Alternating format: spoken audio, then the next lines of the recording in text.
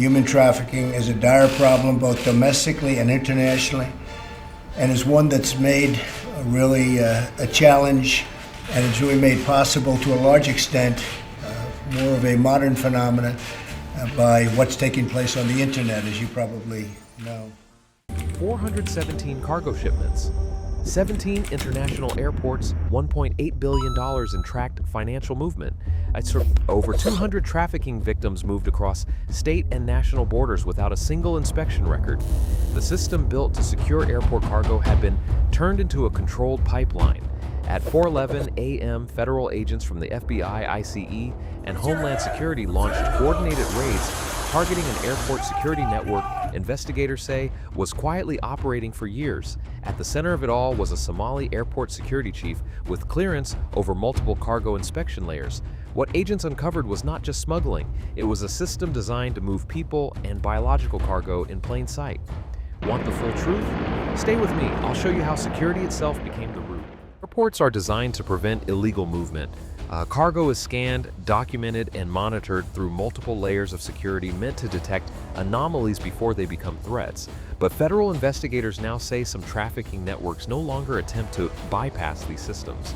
They embed themselves within them. They move through clearance protocols, inspection schedules, and transport authorizations that appear legitimate on the surface. Authorities now believe one such network operated across 17 international airports, moving people, biological cargo, and illicit materials through a controlled pipeline tied to more than 400 shipments and $1.8 billion in financial activity.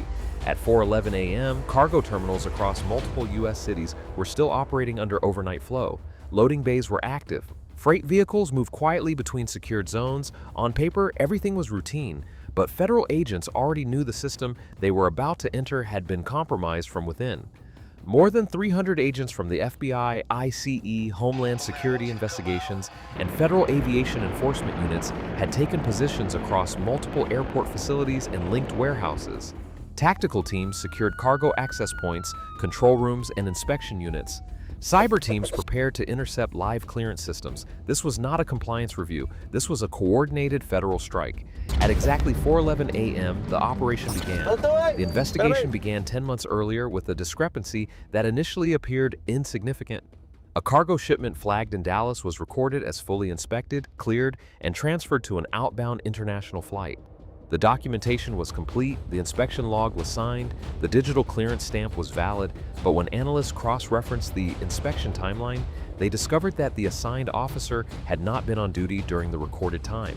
At first, it was treated as administrative error. Then more records began to fail. Within weeks, investigators identified 28 shipments with identical discrepancies. Inspection logs existed, but no physical inspection had occurred. Clearance approvals were valid, but no scanner data supported them. As the pattern expanded, analysts discovered that these shipments were consistently processed within narrow time windows, typically between 2 a.m. and 4:30 a.m.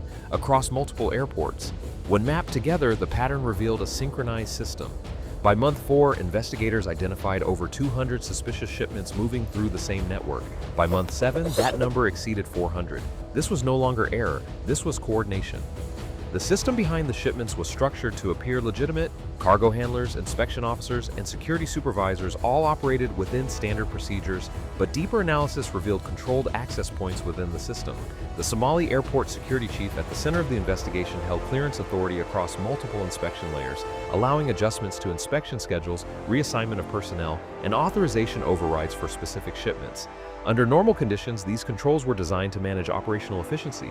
Within the system, they were used to create invisible pathways. Investigators identified clearance windows where shipments could pass through inspection zones without triggering secondary scans. These windows aligned across multiple airports, allowing coordinated movement across states and international routes. Supporting the structure were logistics companies, medical transport entities, and import-export firms tied together through layered ownership. Financial records revealed more than $1.8 billion moving through these entities over several years, broken into structured transfers designed to avoid detection. This was not random corruption, it was a controlled infrastructure. Comment expose if you believe systems like this survive because they are designed not to be seen. At 6:02 a.m., agents executed a targeted inspection at a cargo facility outside Chicago. Inside a sealed container marked as medical equipment, they discovered human transport compartments hidden within reinforced packaging structures. Nearby, another shipment contained temperature-controlled units later confirmed to hold biological material consistent with organ transport. No documentation matched the contents. No medical authorization existed. Further searches uncovered holding areas within connected warehouse facilities where trafficking victims had been temporarily processed before transfer. Records recovered from on-site servers revealed coded shipment categories, route assignments, and timing schedules aligned with airport clearance windows. In one location, agents found transport manifests pre-approved before any official cargo registration had been filed. This was not reactive movement. This was pre-built logistics. At that moment, investigators understood the full scale of the system. This was not smuggling hidden from security. This was trafficking moving through security. Financial analysis revealed the depth of the operation. Funds moved through logistics contracts, medical transport billing, cargo handling services, and international consulting agreements. Transactions were structured across multiple jurisdictions, layered through shell companies, and routed through legitimate business channels. At least $1.8 billion in financial activity was tied to the network. Communication logs revealed the operational language behind the system. More than 700 internal messages referenced shipments using coded terminology such as unit cleared, route stable, transfer confirmed, and priority window. None referenced human identities, none referenced medical care. Everything was reduced to movement. Investigators identified a tiered structure. At the top were individuals controlling access to security systems. Below them were logistics coordinators managing routes. At the lowest level were administrative operators processing documentation designed to legitimize each transfer. This was not a loose network. It was an organized system embedded within regulated infrastructure. At 4:11 a.m. the following morning, Federal Command initiated the full enforcement phase under the internal operation name Clear Gate. More than 300 agents executed simultaneous actions across airport facilities, cargo warehouses, and linked residential locations. Security systems were locked down, access credentials were revoked. Shipment tracking systems were seized. By the end of the operation, the numbers confirmed the scale. Over 400 suspicious shipments identified, 17 international airports linked to the network, more than 200 victims recovered or traced through movement records, 68 individuals detained, including security personnel, logistics operators, and coordinators, $730 million in assets frozen or flagged. But even with those results, investigators did not believe the system had been fully dismantled. Within 36 hours, analysts detected attempted access to clearance systems using secondary credentials not tied to any arrested individual. That meant parts of the network were still active. The system had been disrupted, but it had not been eliminated, and that realization changed everything, because what had been uncovered was not just a trafficking route, it was a model capable of replication. By nightfall, the cargo terminals returned to normal operations. Flights resumed, shipments moved, systems rebooted, but the illusion of control had already been broken because this case did not expose a failure of airport security.